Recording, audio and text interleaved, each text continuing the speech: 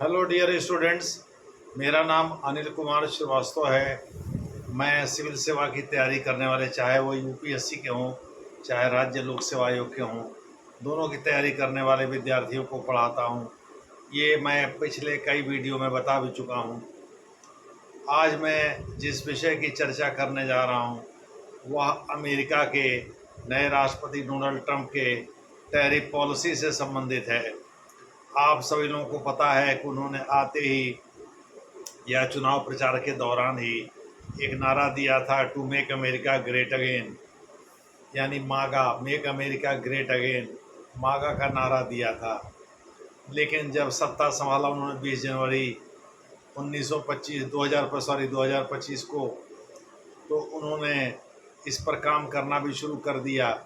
दूसरे शब्दों में उन्होंने टैरिफ पॉलिसी में बदलाव करना शुरू कर दिया। रेसिप्रोकल टैरिफ चिल्लाने लगे। यही नहीं, चीन और कनाडा को कमज़ोर करने के लिए उन्होंने, जैसे कनाडा से ग्रीनलैंड लेने की बात करने लगे, डेनमार्क के अधीन है वैसे, लेकिन ग्रीनलैंड पर कब्जा करके उसको अपना हिस्सा बनाने की कोशिश करने लगे। पनामा से चीन को बाहर करने की कोशिश करने लगे, बात करने लगे, और कनाडा को अमेरिका का 52वां प्रांत बनाने की वकालत करने लगे। बहरहाल डोनाल्ड ट्रंप हैं थोड़े सिरफिरे किस्म के आदमी। वो अपनी बात पर कायम नहीं रहते हैं, जल्दी चीज़ों को भूल जाते हैं। उम्र भी हो ही गई है उनकी, खैर जो भी है, लेकिन 77-78 साल की उम्र में वो और कर भी क्या सकते हैं। हो सकता है आने वाले समय में रिपब्लिकन के लिए कुछ रास्ता बना रहे हों, या उनके सहयोगी ये राय दिए हों, भाई अमेरिका में फॉरेन पॉलिसी के मामलों में ज़्यादा डेविएशन स्वीकार्य नहीं है। इसीलिए उन्होंने रूस, जो कि सोवियत रूस का रिप्रेजेंटेशन करता है, रूस और यूक्रेन युद्ध में सफलता नहीं मिलने के बाद उन्होंने यूक्रेन को मदद देने का सोचा, और अगर आप पत्रकारों की बात माना जाए तो मदद पहुंचा भी रहे हैं। दरअसल वो गुपचुप तरीके से यूक्रेन की ठीक ठाक तरीके से मदद कर रहे हैं, और यह बात रूस समझ गया है। रूस ने वैसे एक पासा फेंक दिया है क्रेमलिन ने सीज़ फायर का, लेकिन सीज़ फायर एक्चुअली यूरोप के देशों को लल करने के लिए है, यानी शांत करने के लिए है, नाटो के सदस्य देशों को। आज ही पता चला है कि हंगरी वगैरह जो हैं, जैसे देश हैं, वो हथियार अमेरिका से खरीद करके यूक्रेन की मदद करने के मामले में पीछे हट गए हैं। जर्मनी भी है इसमें शामिल। अब धीरे धीरे फ्रांस भी अपना मन बना रहा है, यानी उसको भी लग रहा है भाई इससे तो अमेरिका का ही फ़ायदा होगा। अब वहाँ से हथियार खरीदें और यूक्रेन को हम दें तो हमारा तो पैसा नुकसान जाएगा। तो देश ने हमको इसीलिए थोड़े चुना है कि हम दूसरे देश की मदद करते रहें। जो भी है, डोनाल्ड ट्रंप साहब जो है टैरिफ हाई 20% से लेकर के 50% तक हाई टैरिफ लगा रहे हैं विभिन्न देशों पर। लाओ जैसे छोटे देशों को भी नहीं छोड़ रहे हैं, जिसको पीडीआर कहते हैं, पीपल्स डेमोक्रेटिक रिपब्लिक ऑफ लाओ, वीएनटीएन में ही इंडोनेशिया की राजधानी का नाम वीएनटीएन है। वो आसियान देशों का मेंबर भी है। वहीं एक्चुअली इंडो आसियान समिट की शुरुआत किया था अटल बिहारी वाजपेयी ने। खैर, और चीन से निकलने वाली मेकांग नदी, जो कि दक्षिण पूर्व एशिया की सबसे बड़ी नदी मानी जाती है, वहीं से निकलती है। फिर उसके बाद से वो दक्षिण चीन सागर, जो कि प्रशांत महासागर का हिस्सा है, उसमें गिर जाती है। खैर, ये सब बातें तो होती रहेंगी, लेकिन जिन देशों पर टैरिफ लगाया है, साथ ही साथ उन्होंने ये चेतावनी भी दिया है कि कोई भी रिटेलिएटरी मेजर या प्रीडेटरी टैरिफ नहीं लगाएं। यानी जिन देशों पर टैरिफ लगाया उन देशों को चेतावनी भी दिया है कि वो लोग किसी प्रतिशोध में आ कर के हमारे सामान, हमारे यहाँ जो सामान वो भेजते हैं बेचने के लिए, या हमारे यहाँ जो सामान उनके पास जाता है, उन देशों में जाता है, उस पर भारी भरकम टैरिफ न लगा दें। जाता है माने अमेरिका जिन चीज़ों को एक्सपोर्ट करता है उन्हीं पर लगाएंगे, तभी अपने देश में महंगा होगा। जैसे अमेरिका ने लगाया है अमेरिका को तो पैसा कमाना है, यानी इन देशों के द्वारा अमेरिका में जो सामान बेचे जाते हैं, जो एक्सपोर्ट किए जाते हैं अमेरिका को, उन सामानों पर लगाया है हेवी टैरिफ। तो अमेरिका कह रहा है भाई हमारे यहाँ जो सामान इनके यहाँ जाते हैं, यानी जो जिनको हम एक्सपोर्ट करते हैं, उन पर ये रिटेलिएटरी या किसी प्रीडेटरी प्राइसिंग की पॉलिसी ना अपनाएं, इसकी चेतावनी भी दिया है। जिन देशों को उन्होंने टैरिफ नीति के तहत लेटर भेजा है, यानी टैरिफ लेटर भेजा है, नए टैरिफ की घोषणा की, उसमें उनके मित्र देश भी शामिल हैं। अब दोस्त दोस्त ना रहा, मुकेश का वो गाना जो राज कपूर ने गाया था किसी फिल्म में, तो उसमें जो है दोस्त दोस्त ना रहा, प्यार प्यार ना रहा, दोस्त दोस्त ना रहा। जापान और दक्षिण कोरिया तो पूरी तरह से अमेरिका के दोस्त हैं, फिलीपाइंस भी उसी खेमे का है, पापुआ न्यू गिनी भी उसी खेमे का है, इंडोनेशिया भी उसी खेमे का देश है। यहाँ तक कि मलेशिया और सिंगापुर पर भी इन्होंने हेवी टैरिफ लगा दिया है। म्यांमार को लेकर के तो मान लीजिए उनकी पॉलिसी, अमेरिका की पॉलिसी ऊपर नीचे होती रहती है। हालांकि म्यांमार इसी बात से खुश है कि कम से कम इसी बहाने अमेरिका ने हमको रिकॉग्नाइज तो किया। तो म्यांमार की बात छोड़ दीजिए, म्यांमार तो उसका दोस्त है नहीं, म्यांमार तो चीन का दोस्त है। लेकिन इंडोनेशिया, मलेशिया, सिंगापुर, दक्षिण पूर्व एशिया में, यहाँ तक कि लाओस भी, थाईलैंड भी थोड़ा सा इधर चीन की ओर झुका है। लेकिन लाओस तो पूरी तरह से अमेरिकी लॉबी का हिस्सा है, और इंडोनेशिया और मलेशिया तो भाग भी ले रहे हैं, सिंगापुर भाग भी ले रहे हैं। अभी जो ऑस्ट्रेलिया में चल रहा है मिलिट्री एक्सरसाइज, जिसे टैलिस्मैन सेवर का नाम दिया गया है, उस पर भी एक वीडियो मैं बनाऊंगा। वहाँ जो चल रहा है उसमें वो पार्टिसिपेट कर रहे हैं। दक्षिण कोरिया और जापान भी पार्टिसिपेट कर रहे हैं, जर्मनी और फ्रांस, ब्रिटेन भी पार्टिसिपेट कर रहे हैं, यानी 19 से अधिक देश पार्टिसिपेट कर रहे हैं।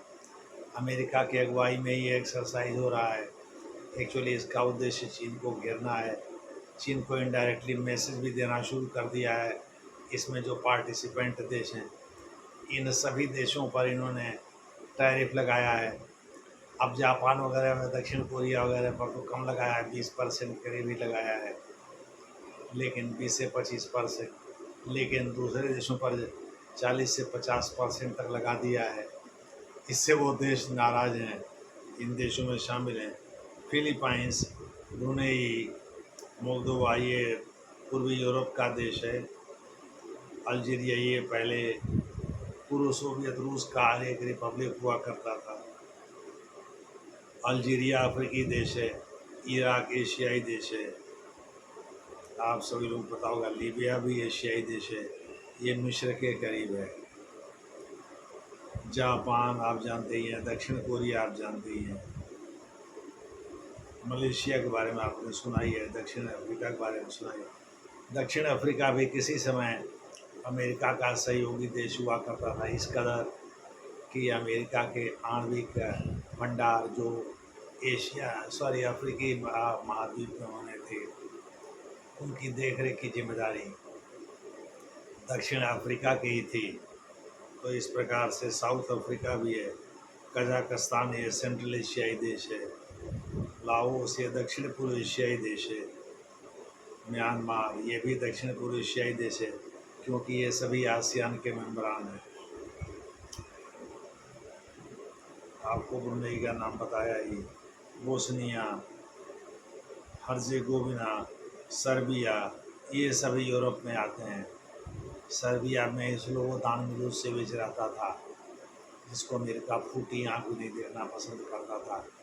एक ज़माना था कि सर्बिया का ही एक प्रांत कोसोवो हुआ करता था, लेकिन कोसोवो को जिस लाड़ प्यार से वहाँ के पूर्व राष्ट्रपति ने पाला पोसा था, उससे वो रिपब्लिक का दर्जा प्राप्त कर लिया और बाद में स्वतंत्र देश बन गया। कंबोडिया, ये भी लाओस का पड़ोसी देश है, कंपूचिया पुराना नाम है। बांग्लादेश भारत का पड़ोसी देश है। इंडोनेशिया, ये अमेरिकी खेमे का देश है, मालाबार तट पर मलक्का जलमरुमध्य के पास जावा और सुमात्रा द्वीपों से घिरा हुआ है। ट्यूनीशिया, यह एक अफ्रीकी देश है और इसके बाद जो है ब्राज़ील पर भी लगा दिया इन्होंने, थाईलैंड पर तो लगाया ही है। थाईलैंड भी आसियान देशों का एक मेंबरान है, एक महत्वपूर्ण सदस्य है। आजकल थोड़ा सा चीन की तरफ उसका झुकाव हुआ है। और ब्राज़ील तो अमेरिका का ही पड़ोसी देश है, उस पर भी इन्होंने टैरिफ लगा दिया है। दूसरे शब्दों में अमेरिका में अगर ये देश कोई भी सामान बेचेंगे तो उस पर अमेरिका भारी भरकम टैरिफ लगाएगा। साथ ही उसने चेतावनी भी दिया है ट्रंप ने कि भाई इन्होंने अगर कोई अमेरिकी सामान पर अपने यहाँ जो बिकने वाले हैं उन पर रिटेलिएटरी कोई प्राइसिंग टैरिफ पॉलिसी अपनाया या प्रीडेटरी प्राइसिंग को अपनाया तो इससे अमेरिका बर्दाश्त नहीं करेगा। मैंने इन्हें धमकाया भी है। दूसरे शब्दों में ये करें तो सब ठीक। वो कौन गाना है बॉलीवुड का कि हम करें तो ये सलमान खान गाते हैं उसको, और दूसरे करें तो ठीक। तो वही वाली बात है भाई, डोनाल्ड ट्रंप साहब करें तो सब ठीक है, दूसरे देश अगर करें तो प्रीडेटरी या रिटेलिएटरी प्राइसिंग मेजर में आ जाएगा।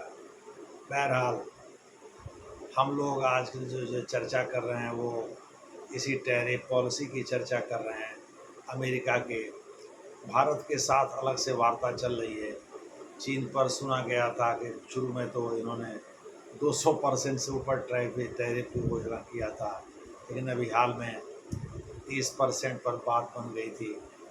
कुछ सामानों पर इन्होंने 44 से 45% टैरिफ लगाने की घोषणा की थी, लेकिन चीन ने भी हड़का दिया। भाई चीन क्यों डरे? चीन आज की डेट में एक विशाल देश है, दूसरे नंबर की आर्थिक महाशक्ति है, और कुछ का तो मानना है पीपीपी परचेजिंग पावर पैरिटी के आधार पर उसने अमेरिका को भी जीडीपी में पीछे छोड़ दिया है। एक्सचेंज रेट बेसिस पर भले ही 10 ट्रिलियन यूएस डॉलर की इकॉनमी से कम है वो, लेकिन पीपीपी के आधार पर वह अमेरिका को भी पीछे छोड़ दिया है। नेवल शक्ति में वह अमेरिका से काफ़ी आगे निकल गया है। इसीलिए ऑस्ट्रेलिया में टैलिस्मैन सैबर नामक जो एक्सरसाइज चल रही है वह इसी उद्देश्य से चल रही है कि चीन को किस तरह से दबाव में लिया जाए, चीन के ऊपर इनडायरेक्टली दबाव डाला जाए, जिससे वो 2027 की जो योजना है शी जिनपिंग की, जिनके बारे में बीच में खबर हुई थी कि उनको गायब कर दिया गया है। गायब नहीं किया गया था, या तो वो स्वास्थ्य लाभ ले रहे थे या तो कोई रणनीति बना रहे थे। उनकी रणनीति मुख्य रूप से ताइवान और भारत को लेकर के बनती और बिगड़ती रहती है। वैसे 2027 में ताइवान पर उन्होंने हमले की योजना बना रखी है। तो अमेरिका 19 देशों के साथ जो एक्सरसाइज कर रहा है, 4 देश उसमें उनके विरोधी हैं जो खुल्ला विरोध करते हैं। नॉर्थ कोरिया है, चीन है, ईरान है और इधर रशिया है। ये 4 देश ऐसे हैं जो अमेरिकी नीति का खुल्ला विरोध करते हैं। हालांकि आगे मैं कुछ वीडियो बनाऊंगा। ब्रिक्स देशों को जो हड़काया है उन्होंने, ब्राज़ील को, जैसे ब्राज़ील पर उन्होंने टैरिफ लगा दिया है और हड़काया भी है कि भाई अगर उन्होंने डॉलर के समानांतर कोई मुद्रा चलाई तो 100% टैरिफ लगेगा उनके सामान पर। लेकिन उस पर किसी ने प्रतिक्रिया नहीं दी है, ना तो भारत ने दी है ना तो चीन ने दी है। दोनों ब्रिक्स के मेंबरान हैं। इसके बारे में आगे हम चर्चा करेंगे। धन्यवाद।